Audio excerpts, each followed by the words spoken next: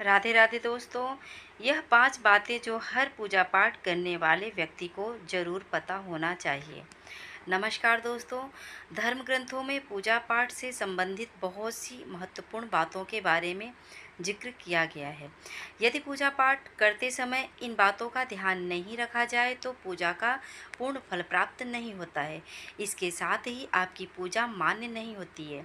इसीलिए देवी देवताओं की पूजा करते समय इन बातों को ध्यान में रखना आवश्यक होता है। यदि आप कुछ गलतियां करते हैं तो माना जाता है कि आपको शुभ फल के स्थान पर देवी देवताओं के क्रोध का भागी बनना पड़ सकता है। तो चलिए जानते हैं कि पूजा करते समय किन बातों को ध्यान रखना आवश्यक होता है।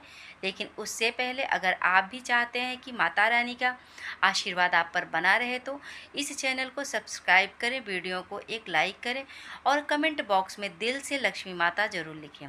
आप वीडियो को लाइक ज़रूर करें, बाद में आप लोग भूल जाते हैं। आपकी एक लाइक हमारा आगे वीडियो बनाने का मनोबल बढ़ाती है। तो चलिए जानते हैं कि पूजा करते समय किन बातों को ध्यान रखना आवश्यक होता है।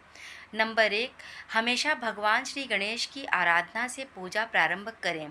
श्री गणेश को तुलसी दल चढ़ाने से बचें। भगवान गणेश को तुलसी दल चढ़ाने से दोष लगता है। शिव शंभू को कभी भी केतकी का फूल नहीं चढ़ाना चाहिए। नंबर 2, कुछ लोग अगरबत्ती जलाते हैं, यह बांस की बनी होती है। अगरबत्ती जलाने से पितृ दोष लगता है। शास्त्रों में पूजन विधान में कहीं भी अगरबत्ती का उल्लेख नहीं मिलता है। सब जगह धूप ही लिखा मिलता है। अगरबत्ती केमिकल से बनाई जाती है, भला केमिकल या बांस जलाने से भगवान खुश कैसे होंगे। इसीलिए अगरबत्ती का प्रयोग ना करें। नंबर 3, देवी देवताओं का तिलक हमेशा अनामिका उंगली से लग करना चाहिए। यदि आपने शुद्ध घी का दीपक जलाया है तो उसे बाएं ओर रखें और तेल के दीपक को दाएं ओर रखें। घी के दीपक के लिए सफ़ेद रुई की बत्ती उपयोग किया जाना चाहिए, जबकि तेल के दीपक के लिए लाल धागे की बत्ती श्रेष्ठ बताई गई है। पूजन में कभी भी खंडित दीपक नहीं जलाना चाहिए। धार्मिक कार्यों में खंडित सामग्री शुभ नहीं मानी जाती है। पूजा के बाद भगवान को भोग अवश्य लगाना चाहिए। देवी देवताओं को कभी भी बासी फूल पत्र अर्पित नहीं करनी चाहिए। नंबर 4, पूजा पाठ में पवित्रता का विशेष ध्यान रखना चाहिए। यदि कोई बिना स्नान किए हुए फूल पत्ती तोड़कर भगवान को अर्पित करता है तो यह पूजा में मान्य नहीं रहते। तुलसी को कभी भूल कर भी बिना स्नान किए या फिर बिना हाथ धोए नहीं तोड़ना चाहिए। इस बात का पूरा ध्यान रखें कि जहां आपका पूजा स्थल है उसके ऊपर किसी भी प्रकार का भारी सामान या कबाड़ नहीं रखा होना चाहिए। नंबर 5, हिंदू सनातन धर्म में पंचदेव माने गए हैं। प्रतिदिन पूजा करते समय इन पंचदेवों का ध्यान अवश्य करना चाहिए, तभी आपको पूजा का पूर्ण फल प्राप्त होती है। सूर्यदेव श्री गणेश, माँ दुर्गा, भगवान शिव और भगवान विष्णु को पंचदेव कहा गया है।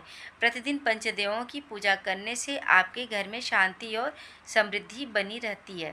नंबर 6, बिना नहाए पूजन करना या भगवान की वंदना करना भी अशुभ होता है। नहा धोकर साफ वस्त्र पहनकर ही पूजा करें। बहुत से लोगों की आदत होती है कि वह नहाकर बिना कपड़े पहने पूजा करने लग जाते हैं। ऐसा करना सही नहीं माना जाता। पूजन के दौरान धूप या अगरबत्ती जलाने के दौरान माचिस या अगरबत्ती की अग्नि को फूंक मारकर न बुझाएं, इन्हें हाथ से हवा कर कर बुझाएं। शंख आदि को बजाने के बाद उन्हें धोकर रखें। पूजा के कमरे में अशुद्ध वस्तुएं, बेकार का सामान, मदिरा, सूखे फूल, मृत व्यक्तियों के चित्र लगाना भी अनिष्टकारी होता है।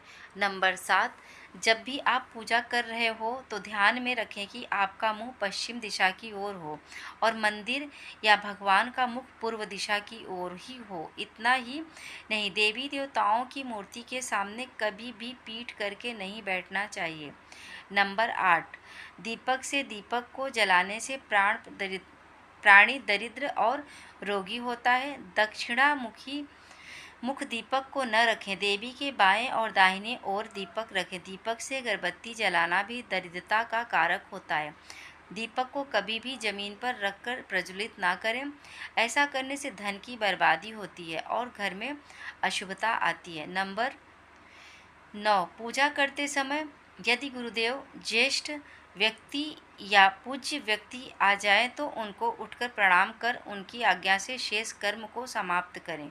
नंबर 10, कमल को 5 रात, बिल्व पत्र को 10 रात और तुलसी को 11 रात बाद शुद्ध करके पूजन के कार्य में लिया जा सकता है।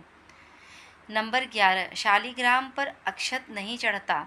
लाल रंग मिश्रित चावल चढ़ाया जा सकता है। हाथ में धारण किए पुष्प तांबे के पात्र में, चंदन और चर्म पात्र में गंगाजल अपवित्र हो जाते हैं। पिघला हुआ घी और पतला चंदन नहीं चढ़ाना चाहिए।